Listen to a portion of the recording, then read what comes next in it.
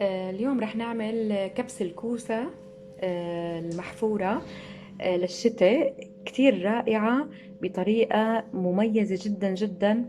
رح تحبوها كلكم، ورح تخزنوا وتخزنوا الكوسة من موسم الصيف لموسم الشتاء، وتطبخوها للمحشي خاصة وكأنها تازة. جربوها وما رح تندموا أبدا. وإذا حبيتوا القناة فعلوا زر الجرس واعملوا لايك وشير لأصدقائكم. مع تحيات قناتي منالين.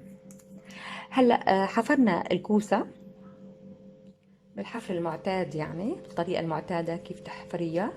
بتحفري الكوسة بالملح الخشن. رح نعمل بالشكل التالي: رح نحط الملح قلب الكوسة ونلتها كلها بالملح الخشن.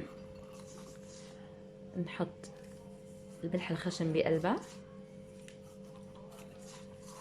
ونحاول نغلف كل الكوسة بالملح. طبعا الملح لازم يكون ملح صخري حصرا، ما بصير ملح الميودن او الملح اللي جاي يود ابدا، ما بينفع لاشياء او شغلات المونه ابدا ابدا ابدا. عطول نحط الملح اللي بيكون خالي من اليود، الملح الصخري. رح تشوفوا انه طريقتها كتير رائعة. هلا بكون انا عملت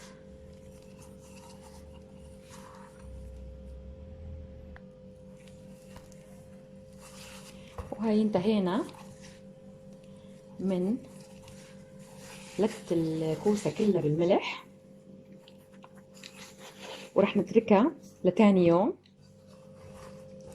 هلا ما بتفرق لو حطينا تم الكوسه لتحت او لفوق، ما بتفرق، انه بالاخر كلها بدنا نفرغ منها المي. هلا من هون لبكره الصبح نتركها ليله كامله. لبكره الصبح الكوسه كلها بتبذل مي. رح نفضي المي منها ورح نكبسها بمطربان بلوري زجاجي معقم، ونكبسها بالمي اللي رح تبذل فيها الكوسة. بس بذلت المي رح نتابع شغلنا. هلا تاني يوم شايفين شلون دبلوا الكوسايات وصاروا يعطونا مي، وبذلوا مي، بذلوا مي كتير ودبلوا وصاروا جاهزين للكبس. هلا رح عندي القطرميز الضغط او قطرميز العادي، يعني قطرميز العادي اللي بنحط فيه دبس البندوره او رب البندوره، او قطرميز ضغط معقم وجاف.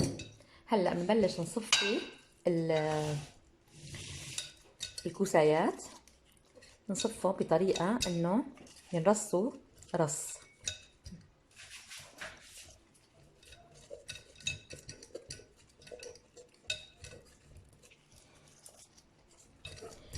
هلا بنرص كل الكوسايات بشكل كتير منيح بالقطرميز. هي انا عندي 2 كيلو كوسه، يعني طبخه محشي صغيره.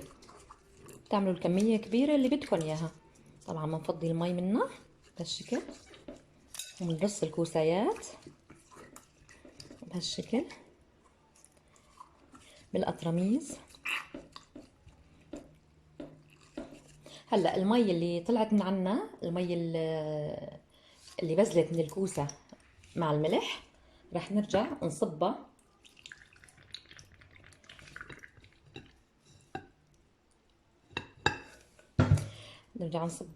على الكوسه. بنحاول نرصهم بشكل كتير منيح. هلا المي اذا ما كفت ممكن انا اعمل مي وملح عيار بيضة واكمل الباقي على القطرميز. هلا خلصنا هيك. انا المي عندي كافيه، غمرت الكوسه، غمرت الكوسه. هلا رح اضغط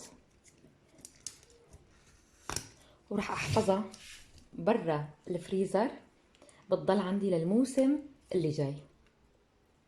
تطبخوها عن جد كأنها تازة تازة تازة، كأنه هلأ جايبة انتي الكوسة. في هون لازم تدرس أكتر، بس معلش ما في مشكلة أبدا أبدا.